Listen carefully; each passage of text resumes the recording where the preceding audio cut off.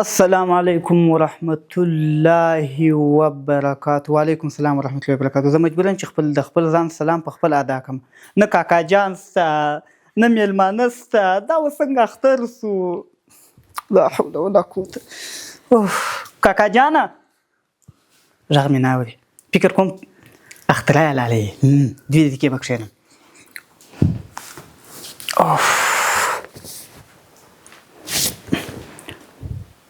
مجبورم چې چای په خپله راواچوم. کاکا جانه دا یې اختر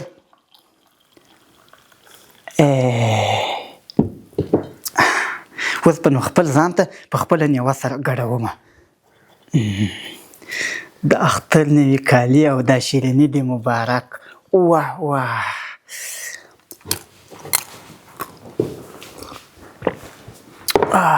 د افغانستان میوه اوف اوف اوف اوف اوف خوند کوي. خو په دې محفل کې کاکا جان نسته راسره.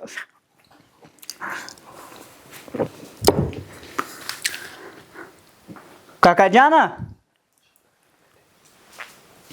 فکر کوم کاکا جان زموږ کله تللی د مبارکي لپاره او زه دلته راغلی یم.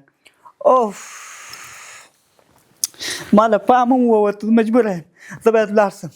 کاکا جان ته باید اول ورشم کور ته. که چیرې په کور کې نه و نو بیا هرومرو زموږ کره تللی ده، د وار تر له مخه کړی ده. زه باید هلته ولاړ شم. ځمه یا له دې څخه مې وخوړو، لږې څه مې باید وخورم. خوا به دی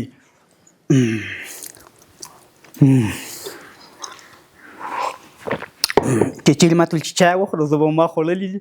دوم پلان ځمه. که خو کالته نه وو په کور کې بیا خوا به دوم.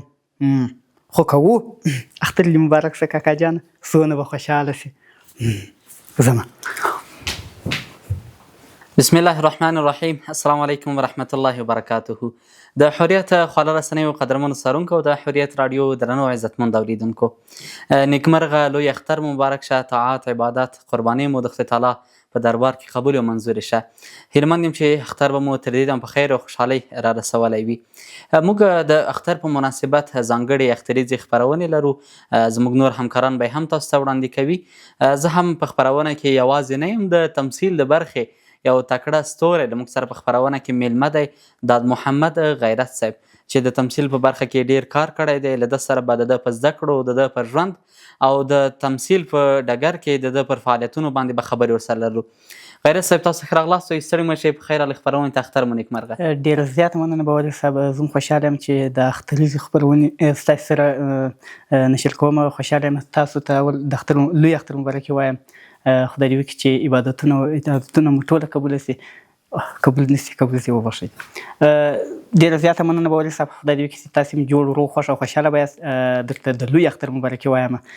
تاسې به اخته هم یاست، مصروفه هم یاست ولا په دغه ورځو کې، او خصوصا ټولو هېوادوالو ته له کوچني تر لویه د لوی اختر مبارکي ټولو ته وایم. خدای دې وکړي چې هغه کړي قربانیان یې خدای الله جل جلاله په خپل دربار کې قبولې او منظوره کړي.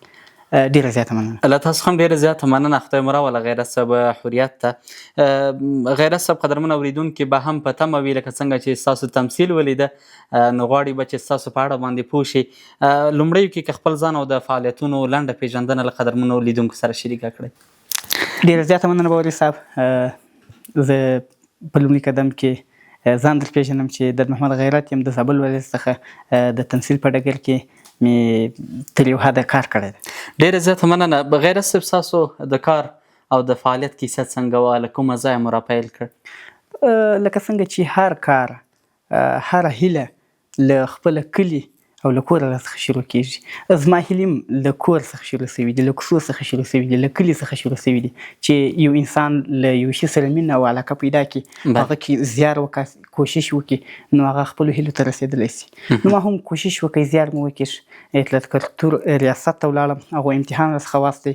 بیا رالم اطلاعات کلتور وزارت ته، هلته امتحان راڅخه واخیستی. کل ودان اسلامي امارت ډېر زیاته مرسته او همکاري راسره کړې ده په دغه بخش کې. هغه همکاري، هغه مرسته چې لازمه ده. څومره وخت به کېږي تمثیل ته مو شروع کړې ده؟ تمثیل کوئ تقریبا څو کلونه به کېږي؟ تقریبا زما 6 کاله کېږي. 6 کاله کېږي. ډېره زیاته مننه. غیرت صاحب کوم فکر یا هدف و چې تاسو د تمثیل ډګر ته راوستلی؟ باوري صاحب ډېره ښایسته پوښتنه دې وکوله. تمثیل په ټوله کې که په لنډ ډول ووایم د ټولنې د هندارې حیثیت لري. بله.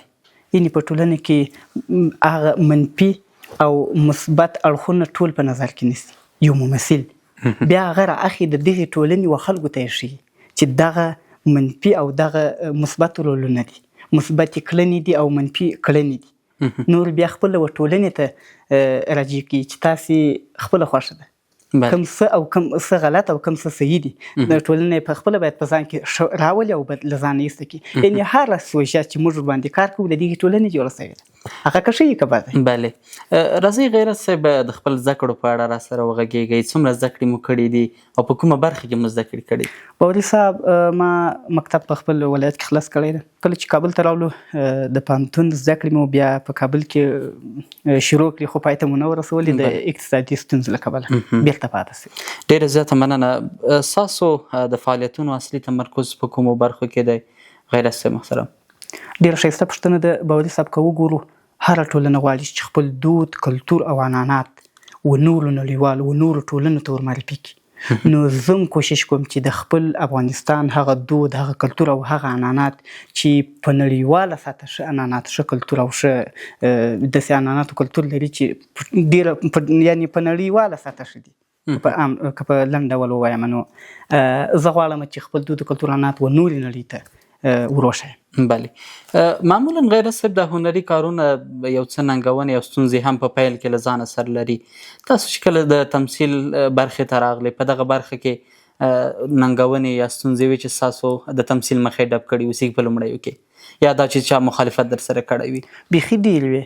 یعنې که ووایم چې اول وارې موږ په دې نه پوهېدو چې کوم څه چې د موږ تمثیل کوو کوم یې غلط دي کوم یې صحیح دي. چې موږ تمثیل شروع کړی ډېرې ننګونې وې چې یعنې ډېر مشکلات چې زموږ مخ ته رالو. هغه چې مشکلات به راتلل خو موږ کوشش کوو چې له هغو مشکلاتو ځان وساتو. بیا چې کله اسلامي امارت موږ په خپله پام سو، هغه کومې غلطي چې په موږ کې بیا هغه یې راڅخه لکه د یو دیوال هغه یې راڅخه وتراشلې، موږ یې تصفیه کړو، بیا په خپلو کې سره حل کړو، بیا خپله کار راته وکړو. غیرت صاحب د تمثیل په ډګر کې کوم کار مو تر ټولو د خلکو پام ځان ته رااړولی دی؟ دا خو ډېرې داسې ویډیوګانې شته چې هغه موږ جوړې کړي دي، هغه وایرل شوي دي. خو تر ټولو ډېر کار چې موږ ورباندې کوو چې د خلکو خوښېږي، نو زه خو په کلي کې په کلیواله راډیو کې داسې د سپین ږیري غږ به مو کوو، هغه د خلکو ډېر خوښېدی. نو دلته چې راغلی یم داسې څه نشته، خو هغه کلیوالي غږ چې زما د سپین ږیري غږ و هغه چې به مې کوو د خلکو ډېر خوښېږي. خو نور ډېر فلمونه مې جوړ کړي دي او یو فلم چې زما ډېر خوښېږي او چې ما کار کړی دی او زه مینه ورسره لرم هغه د فلسطین ساتونکي وو. نو ما له ایرانیانو سره کار کې وکړی، یعنې زبردست فلم، زما د خوښې وړ فلم و. دا چې موږ د فلسطین ساتونکي وو، بیا مو د اسرائیلو سره جنګ کوو، ډېر یو جالبه فلم و. بلې. غیرت صاحب څومره ځان د تمثیل په برخه کې بریالي ګڼئ او ستاسو د بریا رازونه څه دي که قدرمنو لیدونکو ته یې وایاست؟ ډېر ښایسته پوښتنه دې وکوله. یعنې د بریا راز هغه وخت معلومیږي چې یو انسان په خپل ځان باور ولري. یعنې ته دونه جرأت باید ولري، دونه جرأت باید ولري چې ته وکولی سي چې د هر چا مخته ان که یو لوړپوړی چارواکی هم وي چې ته په تمثیل کې ته باید له هغه څخه خار ونه خورې، دی ونه وایه چې یعنې خلک ډېر زه تمثیل نه شم کولی. یعنې په ټوله کې باید ووایم جرأت تر ټولو غټه کامیابي ده. که غواړې مخته ولاړ سې نو ته باید جرأت ولرې او په ځان باور ولرې، نور بیا کار کوي. یعنې جرأت ستاسو د بریا راز و؟ راز ده. بلې. ډېره زیاته مننه قدرمن غیرت صاحب چې را سره یاست. قدرمن اورېدونکي به هم ستاسو له خبرو خوند اخلي. غیرت صاحب محترم، تاسو ویل چې 6 کاله کېږي د تمثیل په ډګر کې لوبېږئ. کوم وخت یا کومه شیبه مو داسې احساس کړی دی چې والا زحمتونه مو نتیجه ورکړې ده؟ باوري صاحب ډېره ښایسته پوښتنه دې وکوله. زه چې کله کوچنی ولم زما تخلص نه و. زه چې به کله ولاړ شم د سټیج په مخ کې نو ما چې به خبرې کولې لړزېدم به، په ټوله کې مې بیخي جرأت نه و. بله. زما استاد الله جل جلاله دې دی ژوندی راته لري، راته ویل داد محمد وروره ته باید یو کار وکړې. مال څنګه وکړم؟ ول پر ځان باندې ښه تخلص کښېږده، ول تخلص خو نه لرې. مال مال څنګه تخلص کښېږدم؟ ول ته باید تخلص غیرت کښېږدي. بله. مال په دې کې راز ده چې ده، ول راز یې په دې کې ده چې ته باید جرأت پیدا کړې، داسې غیرت پیدا کړي چې د خلکو مخ ته داسې خبرې وکړي چې د خلکو توجه ځان ته راجلب کړي. بله داسې خبرې باید وکړي. مال سمه ده سیده شپې ورځې دې تېرېږي د زما تخلص غیرت ده. څوک هغه غیرته جوړې په خیال څوک ریشخندي را باندې وي. باور وکړه دونه مثبت تاثیر چې پر ما باندې دغه د غیرت تخلص کړی د زه حیران کړی یم. په سټیج کې به ولاړ سم خبرې به مې وکولې د معلمانو مخته ما خبرې کولې د غټو یعنې زه په نن سیمه کې ما د 12 مخته داسې خبرې کولې چې خلک به حیرانېدو خوشحاله سلم. بیا خلکو مشوره راکړه چې دادو د تمثیل په ډګر کې یو وخت راسه. د تمثیل په ډګر کې مو نوم دادو دی. معمولا ځان ته د ممثل ځان ته نوم ټاږي که نه؟ بلې د دې لپاره چې خلک یې وپېژني. بله هر شی یو لوګو لري. نو د چا خبره د زما لوګو نه دادو ده. نو بیا زما یو ملګری راته نن تمثیل د برخه کې اخلي مال وکړي اخلم. کله چې مې تمثیل وکړ فکر کوم د رویني تمثیل و ډېر جالب مې وکړ. بیا د خلکو ډېر خوښ شو. نو له هغه راهیسته بیا ما توجه ډېر راته کړل. قربان مو شم غیرت صاحب، مجلس مو ډېر خوږ دی، نورې خبرې به هم سره لرو. راځو دې ته له اطلاعات فرهنګ وزارت سره ستاسو همکاري په کومو برخو کې وه غیرت صاحب؟ باوري صاحب د اطلاعات فرهنګ وزارت چې کله زه رالم نو هلته کور ودان اول وار خو دوی ما سره کومک وکړ، مرسته یې وکوله. نو بیا د دې د احسان پورولی زه وم. کله چې د افغان فلم ریاست مخکې و خو اوس نسته، هلته چې ولاړولو نو هلته د هغه مجاهدین چې جهاد یې کړی و د جهاد په ډګر کې داسې لاسته راوړنې راوړې وې چې ډېر خلک نه وو په خبره. کلیوال په خبر وو، د ولایت خلک په خبر وو، مګر هغه خلک چې په ټول افغانستان کې وو نه وو په خبر. موږ راولاړ شولو، د دوی د ژوند کیسه به مو ولیکله، بیا به مو مستندونه ورباندې لیکل. بله هغه مستندونو چې به ولیکل داسې یوه صحنې به چې وي چې پر هغه به باندې به فلم جوړېدی، بیا به موږ فلم ورباندې جوړ. نو په دغه برخه کې موږ تر خپله وسه کومک کړی دی. بله ډېره زیاته مننه. راځئ غیرت صاحب، لومړی تجربه مو رسنیو سره څنګه وه؟ څنګه رسنیو ته راغلی؟ که په دغه اړه را سره خبرې وکړئ. باوري صاحب کله چې زه د رسنیو ډګر ته راغلم یعنې که ووایم داسې ویرې اخیستی وم، داسې یو سټرس دې درلوده په ټوله کې؟ ډپریشن مې ورته درلوده چې څنګه به د کامرې مخ ته کښېنستل. بیا خو زموږ د ټلیفون کامره نه وه چې موږ به په کلي کې ویډیو ورباندې کوله. یو غټه کامره چې ستا مخ ته ښووله کېږي، بیا په داسې یو محیط کې چې هغه ټول افغانستان ته ښکارېږي. نو پر ما باندې ځینې تاثیرات درلودل، خو په وروسته کې بیا ورسره عادت شولم. قدرمن غیرت صاحب، تاسو مخکې یادونه وکړله چې ویډیوګانې په خواله رسنیو کې میلیوني لیدونکي لري. دغه بریا راز څنګه دی؟ قدرمن اورېدونکو ته یې وایاست. باوري صاحب د دغو ویډیوګانو راز خو اصلا یو ښه ایډیټ ده. بله یو ښه محتوا ده او ښه محتوا چې داسې یو ایډیټ وکړي. او په اوله برخه کې باید محتوا داسې محتوا وي چې خلک، ځینې ممثلین وایي یا موږ باید خلک وخندو. خلک خندول مهم دي، خو پر داسې یو څه چې هغه په ټولنه کې وي د خلکو ورته پام سي. یعنې یو غدار ده، بد سړی ده، بد انسان ده. خلک باید له ده څه زده کړه وکړي چې دی هغه کار کوي، هغه کار باید نه وکړي. او ښه سړی چې په فلم کې یا په تمثیل کې د یو ښه کردار ادا کوي، خلک باید هغه د ده کردار یعنې په خپل ځان کې راولي. نو په ټوله کې دوه برخې ډېرې مهمې دي چې یو ښه سوژه انتخابول دي چې ټولنې ته ګټه او مثبت فکر ورکړي، او بل ښه ایډیټ ده. بله بس دغه مراد ده چې د چا خبره ده چې میلیوني لیدونکي لرو. غیرت صاحب، ستاسو د ژوند تر ټولو سخت پړاو کوم او څنګه مو تیر کړ؟ باوري صاحب کله چې مې کوچنی وم، تقریبا د 6 کالو وم، چې پلار مې له لاسه ورکړی. خدای جل جلاله دې وبخښي، ډېر مسؤلیتونه موږ ته راپاته شو. یعنې یوه مور مې درلوده، ډېر کوچني ورونه مې وو چې د دغو سرپرستي ټوله زما په غاړه. بله مشر به خپله یاست؟ مشر یو تر ما مشر بل شته چې هغه به په ایران کې به و یا به بل مسافرۍ کې به و. د کور مسؤلیت په ما ته راغلی و. یعنې دا هغه برخه وه زما د ژوند چې له غمونو له دردونو څخه، یعنې که ووایم ډکه نه وه، بیخي پوره ډکه وه. بلې خو بس خدای ځینې راویستو. هر څوک په هره برخه کې یو داسې شخصیت لري چې له هغه څخه الهام اخلي، له هغه څخه تاثر اخلي. د تمثیل په ډګر کې داسې څوک و چې تاسو هغه ځان ته ایډیال ټاکلی واوسیږي؟